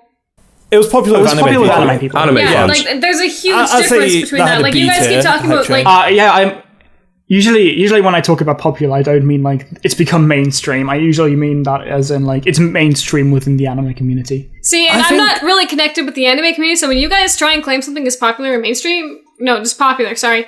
I'm like, no, it's not, because most of the people I know aren't into anime, but will watch it, and if they don't talk about it, it's that's not mainstream popular to me. It's just that I talk to like 90% of the people I talk to on the internet, at least, are within the anime community. If it's someone within the anime community, I guess popular, I trust in it more. When it's, like general people I know who I know don't watch anime season to season, they're like, oh, this is the shit. It's like, oh, is it really though?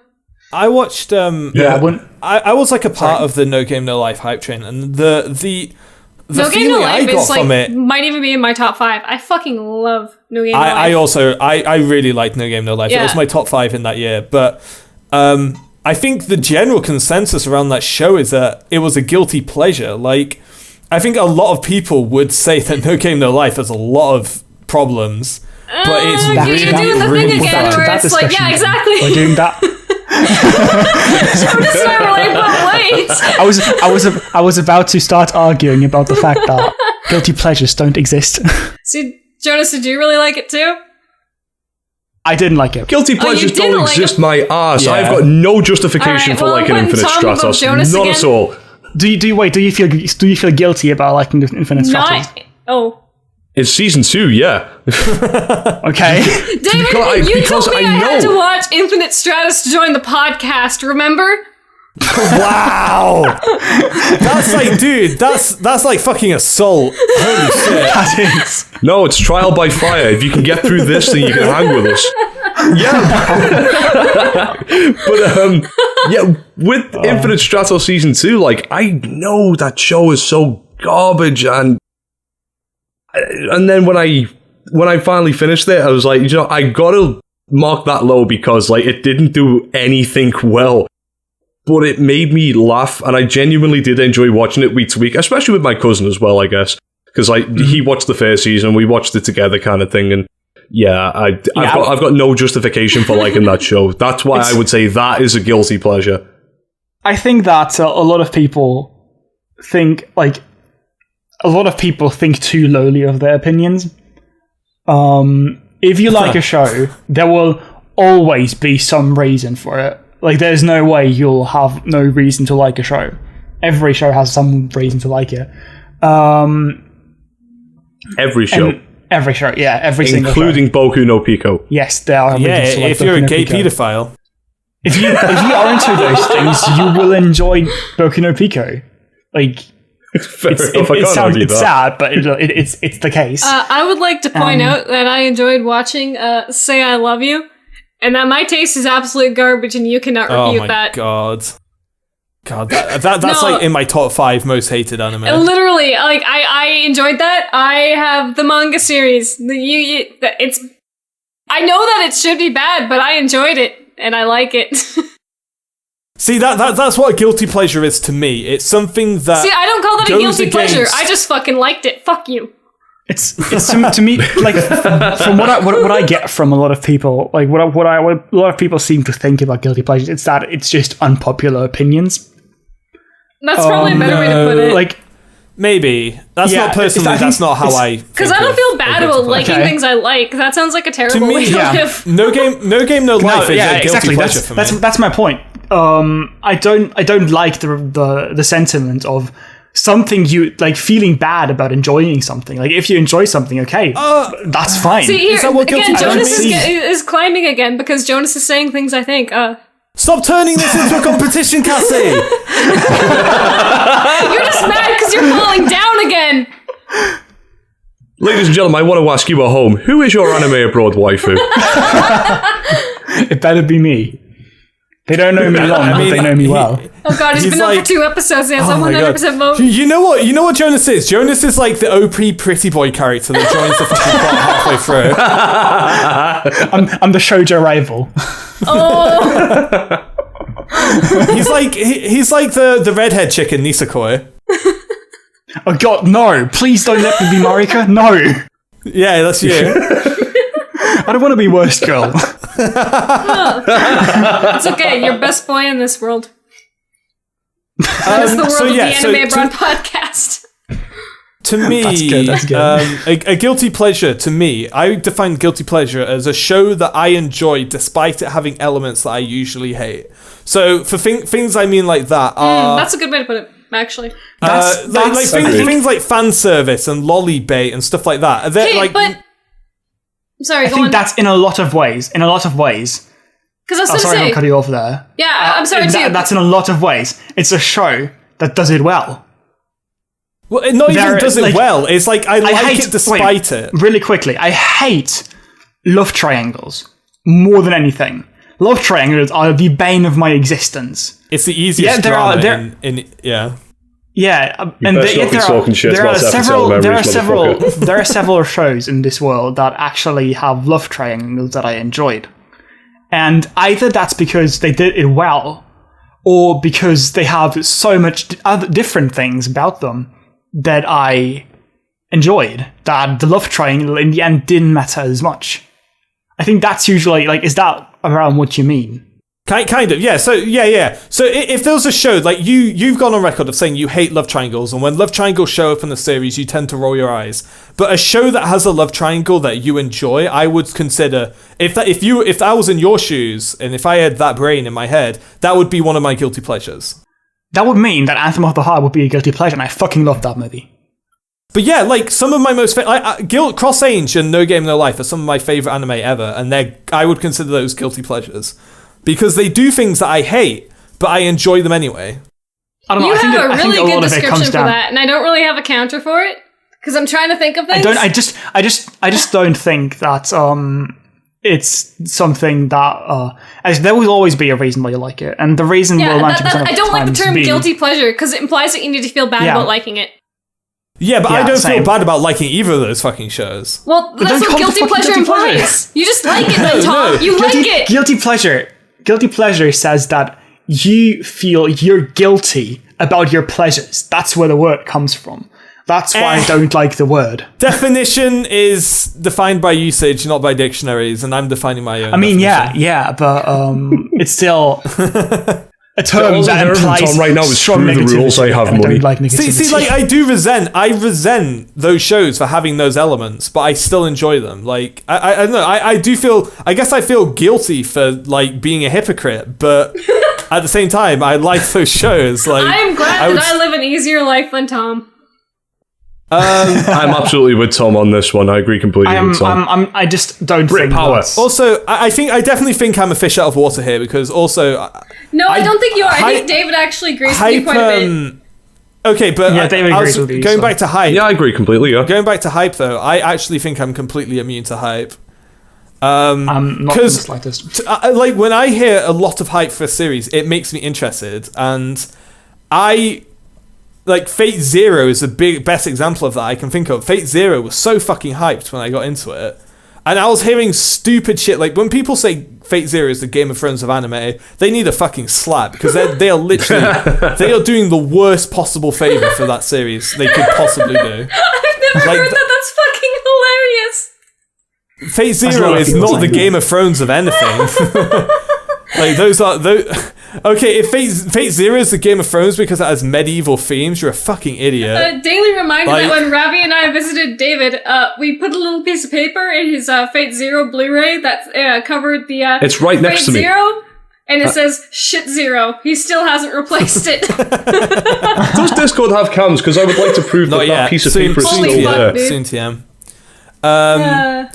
But yeah, I'll like push through it. I'll push through the hype. I push through the hype on that. I don't think hype is bad, but I don't know. I don't think hype is necessarily bad. It's just I have people calling me on Twitter hipster Corey, because I just kind of like whenever something gets really popular, I kind of tend to go against it. And like I think you all said like the sentiment of like if something's hyped, you start looking for ways to hate it. Yeah, I don't do that. I absolutely don't do that. I either ignore it or I'll actually look into it and care. And if I actually look into it, I'll probably like it. I mean, it's kind a of happening. Thing I wish I didn't do. Yeah, same. Because like I don't want to be in that big club with all those fucking losers. No, I really wish to God that I wasn't like that. Yeah. Because it's such a fucking stupid position to have. Just think like how many more shows I'd be enjoying right now if I didn't do that. You can just say that you fucking like it and you're not a retard. Like. But no, like if I'd done that, I would have ruined Fate Zero for me, and Fate Zero is probably my favorite anime of all time. So, well, like I don't know, like I don't think a lot of us like sell things off just because they're popular. Like both the cooking show. Which one's that? Shokugeki no Soma. Yeah, like that was super fucking popular, and you know what? That hasn't made me dislike it in the fucking slightest. I want to watch that. That was one show where I didn't even know it's popular until it ended. Same with One Punch Man. I'm actually interested in watching it, but it's one of those things that's like, you know, you're so far back on the backlog, I'm not gonna pull you up just because you're popular. But it looks good. Mm-hmm. One Punch Man is. If you go into One Punch Man looking for flaws, you're going to find quite a few. Yeah, I'm not. Also, One Punch Man thrives on its fun. Like the whole reason to watch One Punch Man is it's so fun. It's such a great roller coaster experience. And if it like doing that kind of looking for faults is going to ruin that series so hard. Like its own hype hurts. I don't think I ever much. look for faults in things, to be honest. You picking up your roller coaster thing. I think One Punch Man to me is kind of the one roller coaster in a theme park. Where like the roller coaster is fun. I'm having a lot of fun while I'm on the roller coaster. But once I'm off, 5 minutes later, I've forgotten all about it, and I'm moving on to the next one. Dude. That's One Punch Man to me. But One Punch Man is the type of I love satire. I love satire, and One Punch Man's satire is just so delicious. I love it. Tom, did you watch the Magical Boys anime? I watched 2 episodes of it. It's just that I don't really watch a lot of magical girl shows. Okay. I was gonna be like that anime was such good satire. I fucking loved it. I appreciate Cassie. Your definition of appreciated that series. I wasn't enjoying it. Okay. Like I was like, okay, this is cool. Someone who watches a load of magical girl shows should probably check this out. Okay. But I don't, and I'm not enjoying it. Okay, so go on with I just stopped Jonas. watching it.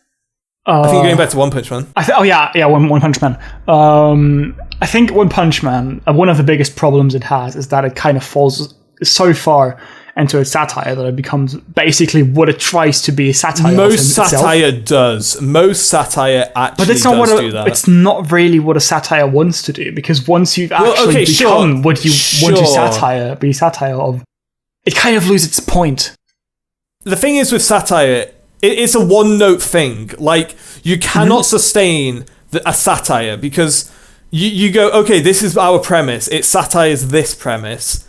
That's it. You know, that burns out bright and quick. So you need to apply that satire over the top of the thing you're satiring to actually extend it. And that's true with almost every single satire in existence. Unless it's like a single episode, an OVA or anything like that, a single piece of work, maybe like a single comic or a single book, unless it's anything like that, you actually do need to... It's like Glee. Glee did the exact same thing. Glee became, after season 1... Glee was satiring basically High School Musical. That's what Glee was in its first season. Then it became High School Musical. Kill the Kill also, like, Kill the Kill satired fan service battle shonen and then became a fan service battle shonen. So I've not seen Kill the Kill either. funny enough, Glee and Kill the Kill, we have should to watch them at the same look time. back on that episode with the Kill the Kill. It was the 2014 Anime Awards, wasn't it? Oh yeah, I got Kill the Kill and like the best action, and the clip you were I like showed trying to say how good it was, and Dave and I were like, "Oh, it sounds garbage. Oh, it sounds worse. Oh God!" And you were like, "No, you cannot fucking talk. Listen to me." And we were like, "Oh." One Punch Man is a better Kill the Kill. Like, One Punch Man takes all the fun. Like, Kill the Kill is a very uncut diamond. One Punch Man is a very polished diamond of the same variety. That's how I would describe them. I remember you linking that one fight scene from Kill the Kill that you said was good. It is good. The thing is, like, I think the one thing that I love about One Punch Man is its animation, because like I'm really big on animation in general. I love looking at well animated things. I love looking up animators, and One Punch Man was a fucking wet dream for that. It is. It's sex. It's pure sex. Like that is probably like, David, I'm not even kidding. I'm not even kidding. One Punch Man's animation trumps Fate Stay Nights. It's not the Kill the Kill 3 frames per second running up a building animation. Kill the Kill was made in Flash. Like, I'm still mad that you linked that fight scene saying it was good, and I watched it and I was like, what the fuck are you on? It's like when you watch those stick figure fight animations on Newgrounds. It's still fucking good. You told me it was gonna be good, and I was like, it is good. Yeah, okay. The Kill the Kill fight scenes are some of the most ludicrous, just enjoyable shit I've ever seen in my life. I fucking adore it. I think blinking really quickly gives me more of a fucking effect to it too.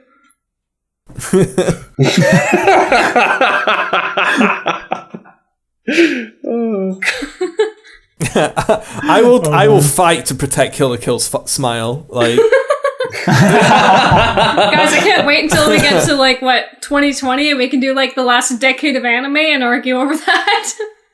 Oh god. Oh god. I really Kill want la to do Kill that, actually. is an important anime. It is an important Tom, I'm gonna actually anime. physically visit you and punch you in the fucking jaw. Are you gonna kill me? Yes, I am!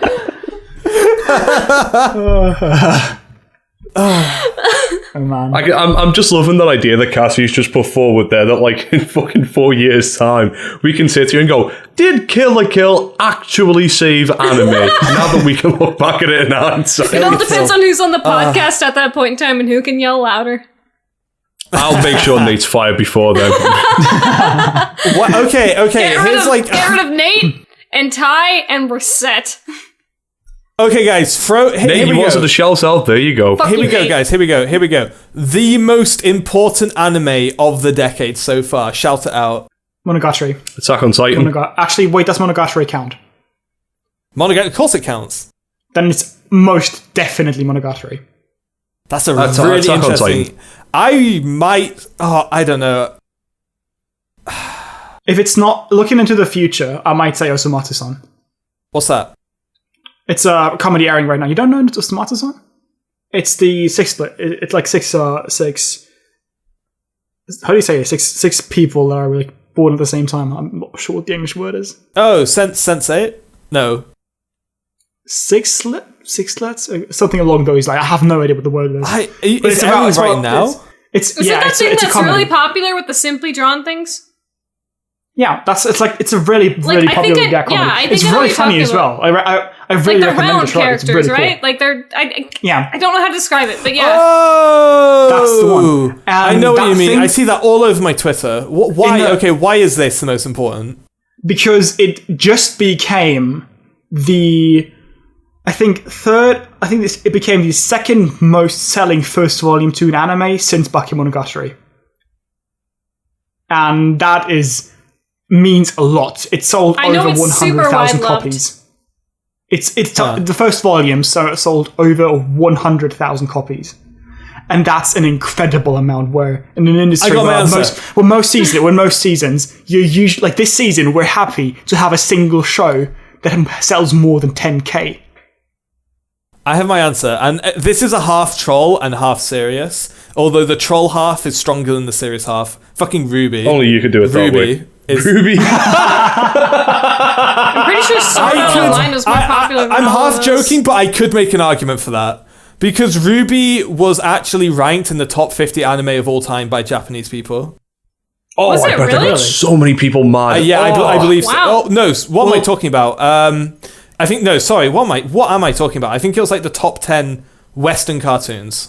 Okay. Well, okay, Tom. It was Tom and, sorry, Tom and Jerry was ranked in the top 50 anime of all time. I mean, technically it's sound. Anime is basically animation in Japan. Yeah, anime means cartoons, so... Yeah. It's Suck my dick, That's weeb. what the word means. Butthurt weebs. Suck my dick, That- butthurt okay, weebs. this Let's put question- that as a tag to our channel. But yeah, Suck my dick, I think- butthurt weebs. I think another one that is very, very important for this for this decade that we're in right now is Madoka Magica. I still haven't If you watched look that. at the very least, Madoka Magica is one of the most influential in its genre. I think after Sailor Moon and Precure, Madoka Magica is Magical probably girl the type most. thing? Madoka Magica is definitely the most influential, the third most influential magical girl anime of all time. Card Captor Sakura. I don't think Card Captor Sakura doesn't Maybe have Suck that my much definitely. influence. fucking nuts. Card Captor Sakura is the best also magical is not girl this anime to decade. exist. I know it's No, not this right. decade, but he said most influential magical girl. In the third, Influential, that's Sailor Moon. I would Influential, say that's second Sailor Moon. best is Card Captor Sakura. I said that the third, Madoka is the third most influential magical girl show of all time after Holy Sailor Moon shit. and Precure. What about Fairy Tail, though? Holy shit, if you actually said that, I Fairy start Tail blowing the fuck Fairy up. Tail isn't exactly a magical girl show. Is it? No, I'm just going back to my original question. Most important anime of the last 10 no. years. Yeah, I don't think that Fairy Tail was they too- went off that, but yeah. I wouldn't say Fairy Tail. I could make my argument for Fairy Tail. I could make an argument for a lot of shows. I don't think it was but I could also influential make in an that it argument for Fairy affected Tail. anyone. Like, fairy tale. How about we cut this one short? And then maybe put that as an actual topic. Okay, I just want to say that like, I think fairy tale is something that's more Might- like a dedicated fan base. That's what it seems like for me. Yeah, I'm not quite sure if there's Fairy Tail much I'd isn't Naruto have and to One throw Piece. into that. I'm not quite sure if there's much I'd be able to put into that discussion because of the simple fact that I don't know numbers and figures. Yeah. Like the reason why I said Attack on Titan is because it broke through to the mainstream Yeah. and it got. I'm assuming it sold a lot more than a lot of other shows. The manga's West, extremely popular. Attack on Titan is the only answer. There's a huge difference. There's a huge difference between the Western audience and the Japanese audience. Yeah. And usually Remember the when things Death Note are sold like shit in Japan? I don't things- fucking hate the Western audience. That's the difference. The thing is that Western audience Still waiting for doesn't Dead Man Wonderland season 2, by the way. not happening. It's Sorry, carry on, Jonas. I know it's not. it's just that like I know. that a lot of the what really matters to anime companies, to anime studios, is what's popular in Japan. Studios, like almost every single time that they try to cater to a Western audience, Space Dandy, the Trigun movie, I think the Cowboy Bebop movie is an exception. Panty and stocking as well, right? Every time they try to cater to a Western audience, it's basically failed. It barely sold. It might have gotten releases, but it never really did much here either. So the anime industry, Did Space Dandy didn't do Space good. Dandy not sell that Space well? Dandy. I thought Space Dandy did well over here. I thought it did as well. Like over here, it was a thought- really popular show. I think it did decently, but it didn't do well. Like it didn't do well enough to excuse doing it again. Because you can make much more money with shows aimed at Japanese people, and that's kind of the reason why how popular something is in the anime community we know of barely really matters to all of this, and that's why I kind of look like sales figures. That's why sales figures and numbers are relatively important in this discussion to me, in my opinion. Yeah, And of course, I like wouldn't- seeing in what way they influenced other shows, of course. Yeah, like to me, that's one aspect of this discussion. The aspect I would focus on more is like the zeitgeist, like what generated the most discussion and what had the biggest knock-on effect. Like, okay, that's Monogatari might have sold really well, but there are not many shows like Monogatari in like the 6 years since it aired. You know, there's a lot of shows that try to emulate it. I think one example but that comes none to of mind them's immediately. taken up. Yeah, of course, but there's a lot of like imposters. There's like one thing that, well, it's not really imposters. There's mostly people that used to work with Aki Kishimbo, and the one thing that Bakemonogatari really inspired, together with I think it was Orimo, is like these really sharp-tongued light novel series that we get. Like these really, I don't know, Saikano is a good example, I think. No matter if you like it or not, but all of those shows are largely influenced by the Monogatari series. I guess maybe like you could say that Monogatari had a much bigger influence on light novels than it did on anime. Yeah, but if in the end, like containing this to anime, like I don't even think like manga is relevant to the anime discussion. Like we're talking about tributaries, not the river. You know what I mean? I mean, what would you say created a lot of things that kind of copied it in a way? Because I can't think of much more of anything that did more than Bakemonogatari. Yeah, Sword Art Online. In what way? Yeah, Sword Art Online spawned a lot of copies, So didn't it? Okay, so do you mean the stuck in the video game genre? Because there's not many. only that, but also like the really OP main character with. That's the not kind SAO. of- That's not SAO. SAO copied that as No, well. no. I think much more Okay, influential true, in that way true. is probably Index or Full Metal Panic. That's where the original. Those Index. two are probably the two most popular light novel series. No, I wouldn't say initially that. I don't discussed think the that OP high school protagonist thing. I think Index was the one I brought up because that was the first thing I Yeah, could think of. Yeah. I don't think. I can see where it's coming from, but I don't think it fits into that category. The main character in Index isn't OP. Yes, he is. He absolutely is. Okay. His results are OP.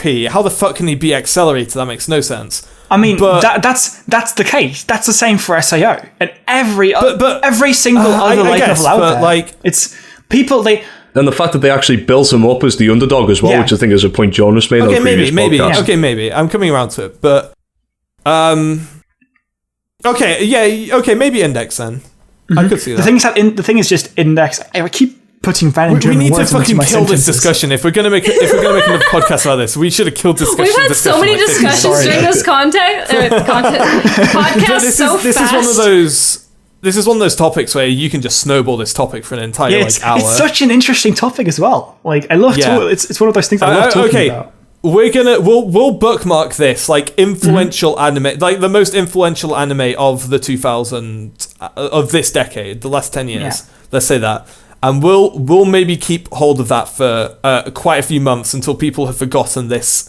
Like 20-minute part, and then we'll revisit it. I think. Or we could just pull an Anime Abroad, record the episode next week, and then just don't put it out for months. That's a good idea. We could do that. Don't reveal our secrets. Yeah, we'll introduce Jonas, and then we'll sit on it, and then put out like 5 episodes of Jonas on it for like 4 months, and then in 4 months after Jonas has been on about 8 podcasts, we just release this one and be like, hey guys, after by Jonas the way, fucking quits, we'll release this one. And then 8 months after that, we release by the way, Jonas isn't with us anymore. Ripperoni. I've realised that talking to people with bad opinions isn't good for my health. Clearly then not. How did you talk so much during this podcast, huh? Do you remember when this podcast used to be the place to be for all of your anime recommendations and reviews and your shit opinions as well? Now it's just shit opinions and fucking suck it. I think Jonas joining the podcast might be the start of the great opinion wars of the Anime podcast. Because it will be. Honestly, most of us are pushovers. Jonas, Tom has been like unfortunately, the strongest held so far in opinions. Jonas is very similar. Yeah, I like most people will definitely back down or whatever, just be like, hey, whatever, Tom's talking. Whereas you don't. Jonas speaks my language. Yeah, Tom and I have been getting Jonas, into... in this war to come, you're going to have to join mine and Nate's side because the good opinion trio has already been formed. You're going to have to help us fight Ravi, Cassie, and Tom. We need all the help that we can get. Yeah, that's the good point. The thing is... Ravi can head up the bad opinion trio. The thing is, I kind of feel like Cassie's and my opinions are much more similar. See, I honestly, Tom, like, on a lot of, like, now? actual more, like, deeper opinions, Jonas has said exactly what I thought, and then he says occasionally, Cassie said exactly what I meant to say, and I'm like, oh, yes, this man speaks with me. Yeah, and then he says that K-On! Is, like, one of the best anime ever made. And I still can't argue with that, because I still haven't watched K-On! And it's been on my to-watch list for 3 years. I know I will like it. That kind of settles it. Then, Tom. Cassie, you're going to have to come over to the Fate Zero fan club. Spoilers for K-On! In one episode, at least one, maybe more, I'm not sure, they eat cake and don't play music. Tom, you underestimate how much I love Slice of Life. That might have happened on more than one, actually, now I think back to it. I can't remember. It's almost every episode, quite frankly. The thing is just that K-On! Is not a show. That's a joke. No. The thing is just that K-On! Is not a show about music. K-On!'s a show It's not a show about anything, dude. It's a show about people, about people's daily life. Okay, this is K-On! If you had, like... I'm going to have to stop this right now because I said that I could only be an hour 45 minutes ago. I'm going to tour this right now. K-On!'s like watching a basket full of puppies. It makes you go, but there's no substance. I did not understand anything of what anyone just said. Cut the mics. Cassie, help me, please. I'm going to mute Cassie, you all in make them Discord stop. now.